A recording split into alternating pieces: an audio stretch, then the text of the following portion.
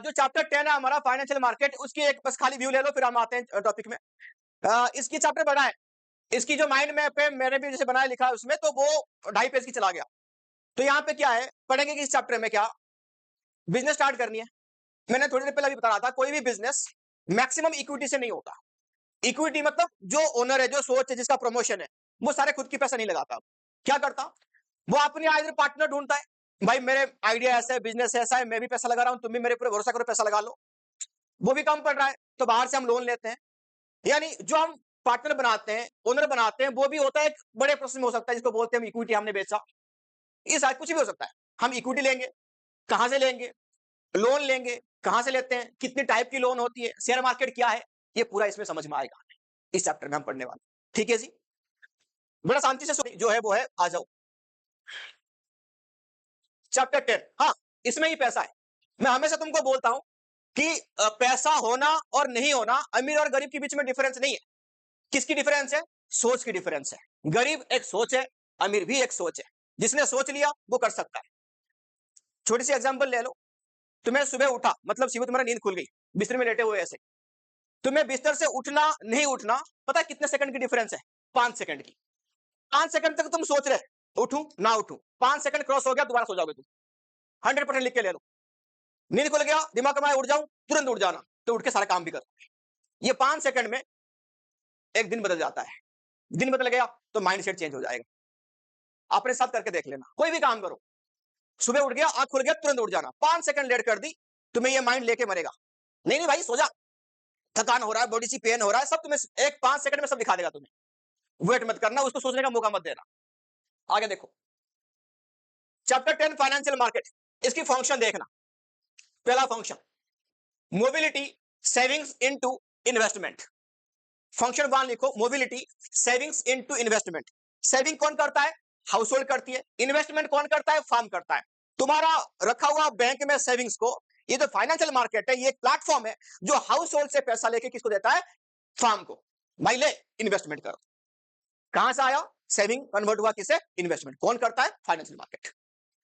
Number 2, price discovery.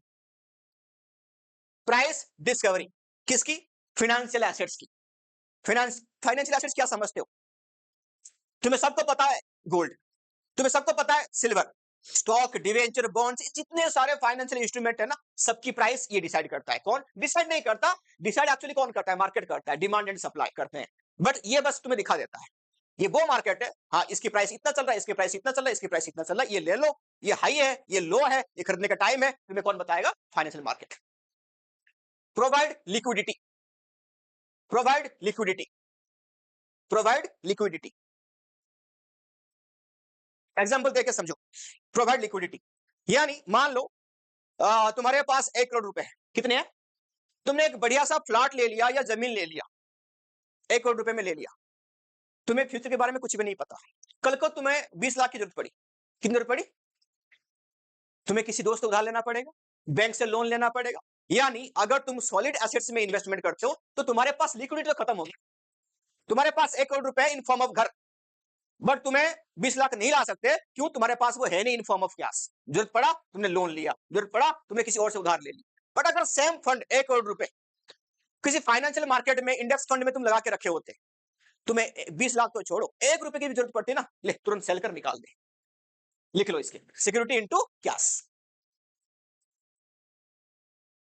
ठीक है, security into cash. Security किस में कन्वर्ट कर दिया, कैश में, जब चाहो तब। Reduce cost of transaction, reduce cost of transaction. घर लेने जाओ, गवर्नमेंट तुमसे टैक्स लेगा, तुम्हें ब्रोकर को भी देनी है पैसा, कमीशन, रजिस्ट्रेशन फी। मान लो घर तुमने 80 लाख की ली, मोटा मोटा 10 लाख तुम्हें और देनी पड़ेगी ये सब काम में, है ना, 90 का पड़ जाएगा ना। लो, फाइनेंस तुम्हारे पास है, जेब में पैसा, दिमाग में अकल, इससे स्मार्ट इंसान दुनिया में नहीं है, कहीं भी मूव कर जाओ। आगे लिखो, नेक्स्ट लिखो, फाइनेंशियल मार्केट। समझेंगे ऐसे कहां मार्केट, इसे कौन सी मार्केट है बात करते हैं। फाइनेंशियल मार्केट को 2 पार्ट में डिवाइड कर दो, एक मनी मार्केट और एक आ गया कैपिटल मार्केट। मनी मार्केट और क्या आ गया, कैपिटल मार्केट। हो गया जी, मनी मार्केट और क्या आ गया, कैपिटल मार्केट। पहले समझते हैं मनी मार्केट को। जो पॉइंट जरूरी है ना, तुम्हें सारे पॉइंट यहां पे लिख रखा है, तुम भी नोट कर लेना। Capital market, money market for short term के लिए। तुम्हें शॉर्ट टर्म के लिए लोन चाहिए तो कौन सी मार्केट से पैसा उठाओगे? मनी मार्केट से। कौन सी मार्केट से रे? मनी मार्केट से। तो नीचे लिख लो शॉर्ट टर्म, लिख लिया। ये शॉर्ट टर्म में कौन सी पार्टिसिपेंट है, कौन कौन करते हैं इसमें पार्टिसिपेट? देखो, RBI, commercial bank, CB for commercial bank, LIC, GIC and UTI. LIC तुम तो पता है, इन दोनों के बारे में तुम सर्च करके लिख के आना फुल फॉर्म, अभी मत कर देना, अभी फोन में बिल्कुल टच मत करना। एलआईसी, जीआईसी एंड यूटीआई के बारे में फुल फॉर्म तुम सर्च करना। बस यहां पे ध्यान देखो, ये पार्टिसिपेंट है इसमें मनी मार्केट में, ये लोग आपस में ट्रांजैक्शन करते हैं, इनके पास इंस्ट्रूमेंट रहते हैं, मतलब यही सब है पार्टिसिपेट करने वाले। इंस्ट्रूमेंट, क्या क्या इंस्ट्रूमेंट, कौन सी फॉर्म में मनी मार्केट में हम पैसा उठाते हैं, क्या क्या नाम है उसका? Number 1 call money. तुम्हारे कॉल मनी इतने बड़ा पैराग्राफ में होगा, इतने बड़ा पैराग्राफ में जो चाहिए वो इतने में है, समझाता हूं, समझ लो फटाफट से। क्या है कॉल मनी? ये सबसे शॉर्ट वाला टर्म के लिए लोन है। देख लो, मिनिमम 1 डेज और maximum 15 days. Minimum 1 days, maximum क्या लिखा? 15 डेज। हो गया। मिनिमम 1 डेज किसके लिए? बैंक के लिए, यानी 1 बैंक टू दूसरा बैंक आपस में ट्रांसफर करते हैं पैसा 1 डेज। ये किसके लिए? हाँ, म्यूचुअल फंड वाले जो एजेंसी होते हैं ना, उनके लिए। कितना यहाँ पे? 15 डेज मैक्सिमम आपस में करने वाले। यानी ये, और मैं बोलता हूं, ये फाइनेंशियल जो ट्रांजैक्शन है ना तुम्हारा, जो नॉन बैंकिंग ऑर्गेनाइजेशन वाले, नॉन बैंकिंग ऑर्गेनाइजेशन कौन होता है तुम्हारा, याद है? यही जो एलआईसी वगैरह ये सब बाकी जो रहेगी, मैंने तुम्हें लोन नहीं देंगे, तुमसे क्या नाम इसका पैसा डिपॉजिट नहीं, जितना भी बैंक ट्रांजेक्शन करता है वैसा नहीं करते, बट बाकी सारे काम करते हैं, है ना? तुमसे पैसा नहीं लेंगे, but in form of LIC तो अपनी जो इंश्योरेंस के हिसाब से पैसा लेता है, बैंक के हिसाब से काम नहीं करता कि यूपीआई कर दो बैंक, ऐसे बैंक वैसे नहीं करता।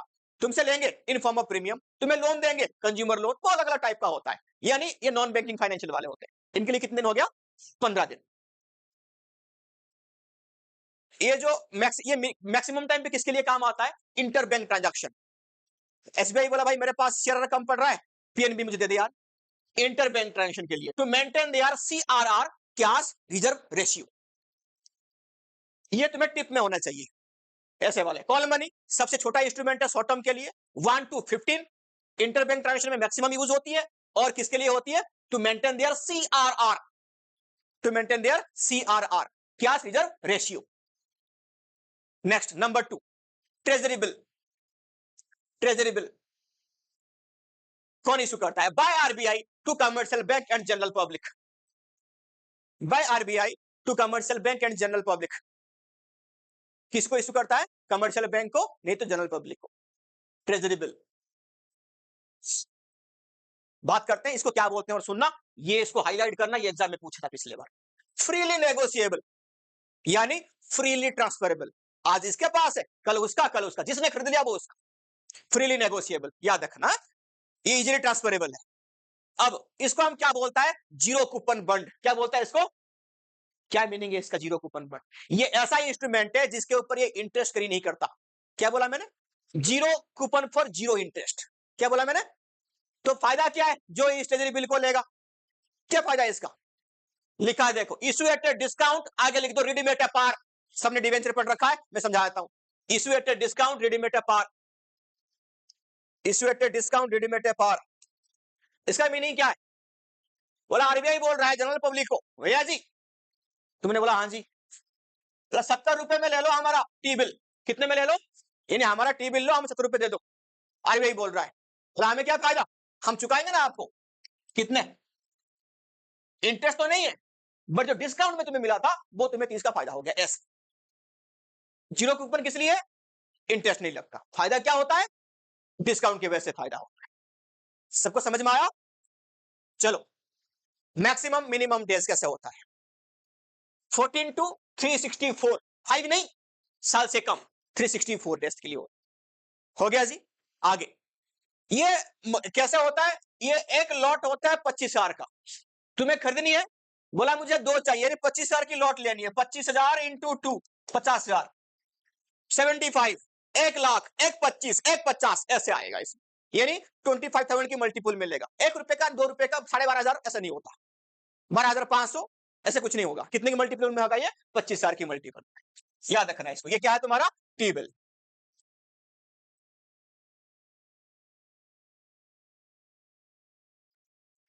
कमर्शियल बिल, कमर्शियल बिल क्या है देखो, कमर्शियल बिल यहां पे देखो, ये bill of exchange promissory note हम इशू करते हैं at the time of credit sale and purchase, business to business होता है ना। बाय द ड्रॉयर, ये ओपन द ड्रॉइंग, ड्रॉयर कौन होता है? जो सेलर, बेचने वाला उधार में, वो ड्रॉ करता है, बनाता है किसके ऊपर? ड्रॉइंग के ऊपर, यानी परचेजर।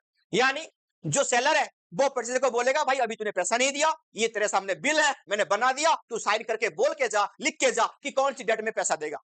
तो ओरिजिन क्या है? Credit purchase and sale. ठीक है जी, दिमाग कहीं और नहीं, इधर हो गया रे।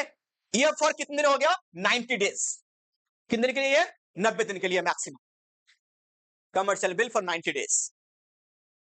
आगे बढ़े, next, commercial paper.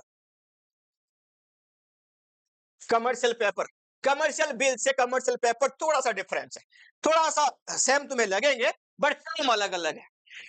15 days to 64 days promissory note by, कौन इशू करेगा? Private company. फॉर किसके लिए? फ्लोटेशन कॉस्ट, इसको हम और क्या बोलते हैं? Bridge financing.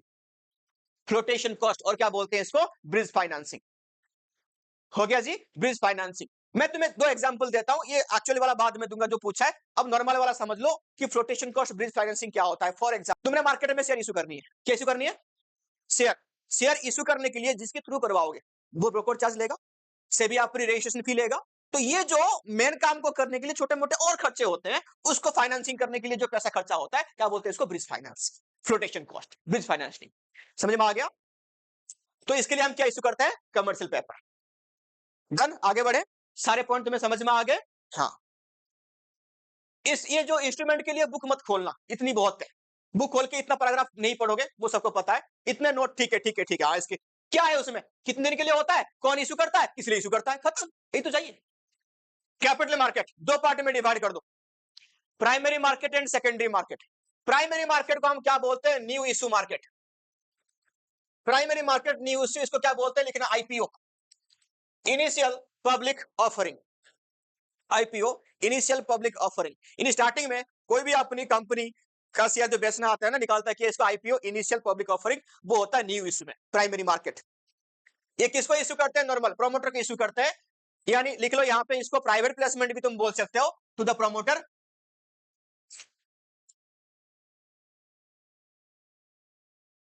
Private placement to financial institution, to financial institution. IPO issue करता है इसमें स्टार्टिंग में कोई सा भी। सेकेंडरी मार्केट, यहां पे क्या बोलते हैं? Stock exchange. एक बार आईपीओ कंपनी में लिस्ट हो गई, क्या होगी? कंपनी में लिस्ट हो गई, तुम्हारा कहां? सेबी में लिस्ट हो गई, स्टॉक मार्केट में दिखने लग गया। वहां से तुम खरीदो बेचो, खरीदो बेचो, तो उसको हम क्या बोलते हैं? तो जो तुम्हें दिखता है ना एक्चुअली मार्केट, स्टॉक मार्केट, चाहे grow of stock, angel broking, जहां पे दिखता है वो तुम्हारा कौन सी वाली है? सेकेंडरी वाली। कौन सी वाली है वो? यहाँ पे हम शेयर खरीद सकते हैं, बेच सकते हैं। तो खरीदना बेचना, तुम आज की डेट में पूछो सर कौन सी शेयर हम ले लें, मैं लिख के दे रहा हूं, जियो फाइनेंस ले सकते हो। क्या ले सकते हो? आज की डेट में 300 रुपए चल रहा है। तुम्हारे ग्रेजुएशन पास होते होते या ठीक ठाक पैसा कमाते कमाते 5-6 साल दे देना, कम से कम वो शेयर तुम्हारे पैसे को 10 गुना कर देगी।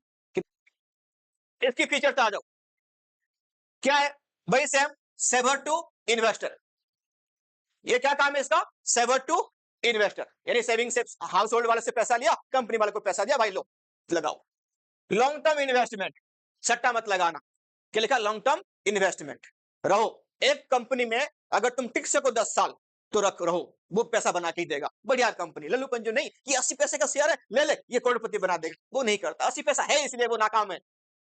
बढ़िया से कंपनी ढूंढो। कैसे ढूंढते हैं? रेशियो पढ़ो उसके लिए, debt to equity ratio, inventory turnover ratio, वो पीएस रेशियो, सारे रेशियो इसलिए पढ़ते हो तुम, कंपनी कैसा है सीखना उसके बाद। कैपिटल फॉर्मेशन, तुम्हें, हाँ कैपिटल ऐसे, ये कौन सी आदत को तुम्हारा बढ़ाएगी? सेविंग्स एंड इन्वेस्टमेंट की आदत को बढ़ाएगी। कैपिटल फॉर्मेशन, सेविंग करोगे और मल्टीप्लाई होती जाएगी, ऐसे कैपिटल फॉर्मेशन होगी। आज जो तुम भाग रहे हो ना 10-20 की हजार के चक्कर में, गाड़ी खरीद ली भाई 20 लाख रुपए में, कुछ नहीं है, तुम्हें टूचा लगेगा जब मार्केट में एक बार बैठ के देखोगे, अरबों रुपए तुम्हारे सामने ऊपर नीचे हो रहे होंगे, अरबों करोड़ों रुपए हो रहे होंगे, सारे मन हट जाएगी, बोला कहां कुछ नहीं रखा इसमें, पैसा तो यही है। एक बार आपने टारगेट बनाओ, अचीव कर लो, फिर जो लेना है लो, फिक्स करो टारगेट, मुझे 100 कमानी है, 200 कमानी है, 8,000 करोड़ कमानी है, कितनी कमानी है, ये होना जरूरी है। लग जाओ उसके पीछे, लगना 35 ईयर तक, उसके बाद मत लगना, मेरे ऐसे फिर बूढ़े हो जाओगे तो गाड़ी कहां चलाओगे। बात समझ में आया? 35 तक कर लो जो करना, टारगेट फिक्स, इतना रुपए कमानी है, कुछ भी करके कमाऊंगा, घुसो मार्केट में। 37 विद इन गवर्नमेंट रेगुलेशन, कोई तुम्हें बोलता है कि ये मार्केट लगा रहे हो, पैसा इन्वेस्टमेंट कर रहे हो, सट्टा है, नहीं भैया, कौन बैठा है? गवर्नमेंट रेगुलेशन, यानी सेबी उसके ऊपर पक्का नजर रखती है कि कौन सी शेयर कैसा है कैसा नहीं है।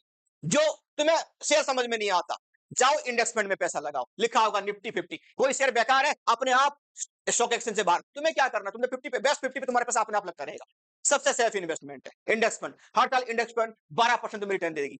कितना परसेंट? देखो, इशू थ्रू प्रोस्पेक्टस, क्या लिखा? इशू थ्रू प्रोस्पेक्टस, हो गया। यानी कोई कंपनी अपनी शेयर मार्केट में इश्यू करेगा, ऐसे अपनी मार्केट में छत्ता लगाएगा तो नहीं बोलेगा ले लो भैया सिम ले लो, कंपनी का प्रचार, कस्टमर का फायदा, ऐसे बोलेगा नहीं ना, क्या बोले? इनविटेशन देगा। क्या देगा? इनविटेशन। प्रोस्पेक्टस यानी कंपनी के बारे में सब कुछ डिटेल में लिखा हुआ, कितने रुपए की शेयर, कितने की इसकी क्वांटिटी इश्यू कर रहा है, कौन सी काम करता है कंपनी, कितने साल की प्रॉफिट है, कितना रेवेन्यू है, सब कुछ इस इनविटेशन में लिखा होगा। भाई आ जाओ हमारे कंपनी में इन्वेस्टमेंट कर दो, इवन आगे की ग्रोथ मोटिव भी दिख जाएगा वहां पे। प्रोस्पेक्टस इन्विटेशन हो गया। किसको इश्यू करेगा? जनरल पब्लिक को। ठीक है जी, आ जाओ नेक्स्ट, ऑफर फॉर सेल। क्या आ जाएगा? Offer for sale. Offer for sale कैसे? यहां पे कंपनी, बीच में आ गया इंटरमीडिएटरीज, और यहां पे क्या आ जाएगा? सारे जनरल पब्लिक, यानी कोई सा भी शेयर हो, डायरेक्ट पब्लिक को नहीं बेचती, बीच में ब्रोकर, ये कुछ भी मान लो, इसको ब्रोकर मान लो, प्रमोटर्स भी होते हैं इसमें, अंडरराइटर भी होते हैं उसमें, बहुत सारे लोग इसमें आएंगे। ऑफर फॉर सेल, बीच में कौन आएगा? कोई एक इंटरमीडिएट आ जाएगा जिसको तुम शेयर खरीदोगे। नेक्स्ट बात करते हैं प्राइवेट प्लेसमेंट। क्या बात करते हैं? Private placement. सबको इशू नहीं करेगा, किसको करेगा? प्राइवेट प्लेसमेंट, बीच में ब्रोकर रहेंगे, एजेंट रहेंगे, किसको करेगा? सिलेक्टेड क्लाइंट, यानी कुछ फाइनेंशियल इंस्टीट्यूशन को, यूटीआई, एलआईसी, जीआईसी वगैरह, ये बनेंगे उसकी नेक्स्ट प्रमोटर। केस स्टडी पूछता है इसके ऊपर, कैसे केस स्टडी पूछेगा? यानी ये प्राइवेट प्लेसमेंट नहीं लिखेगा, तो ये क्या पूछेगा कि हाँ कंपनी किसी भी एक इंटरमीडिएट के थ्रू किसी सिलेक्टेड क्लाइंट को बेचता है, तो वो प्राइमरी मार्केट में कौन सा पॉइंट में आता है? दोनों प्राइवेट, क्या लिखा इसका? Private placement. हो गया जी, ऐसे ही तो केस स्टडी है, और क्या है? Right issue. राइट इशू का मतलब, तुम शेयर मार्केट में शेयर होल्डर हो, मान लो किसी कंपनी का, वो कंपनी को और पैसा चाहिए, तो वो क्या करता है? उसके पास ऑलरेडी जो शेयर होल्डर है, पहले उनको पूछेगा कि भाई तुम मेरा पुराना शेयर होल्डर हो, मैं तुम्हें राइट इशू करके मुझे पैसा चाहिए, तुम लोगे क्या? अगर तुम लोगे तो इसको पहले पहले तुम्हें पूछने को क्या बोलता है? Right issue. अगर हुआ तो उसके काम हो गया, नहीं तो फिर दोबारा किसी और को इशू करेगा। तो यहां पे क्या? Company to existing share holder, already जो है उन्हीं को इशू करेगा पहले, right issue. IPOs. IPOs, company to general public, आज की डेट में यही होता है ऑनलाइन, क्योंकि सारे आज कोई ऑफलाइन नहीं है, आज की डेट में सारे ऑनलाइन है। जो सेबी से रजिस्टर्ड है, वही जो सारे जो मैंने बोला, ब्रोकर, एंजल ब्रोकिंग, तुम्हारा क्या नाम है इसका, और स्टॉक, ये जीरोधा काइट वाले, ये सब सब आता है ईआईपीओ।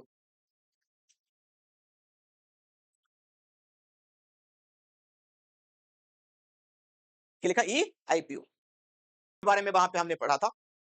लिखो फंक्शंस। फंक्शंस क्या आएगा? Economic barometer. क्या मीनिंग है इसका? ये हम इसको पता क्या बोलता था मैं अभी? क्या बोलता है? इंडेक्स। क्या बोलता है? इंडेक्स। इंडेक्स का मतलब क्या है? इंडेक्स इंडिकेशन करने वाला इकोनॉमी को। क्या? अगर ये बढ़ रहा है तो तुम्हें क्या समझ में आएगा कि मार्केट हमारा बूम पीरियड में है, इकोनॉमी अच्छी ग्रोथ कर रही है, इसलिए स्टॉक मार्केट बढ़ रहा है।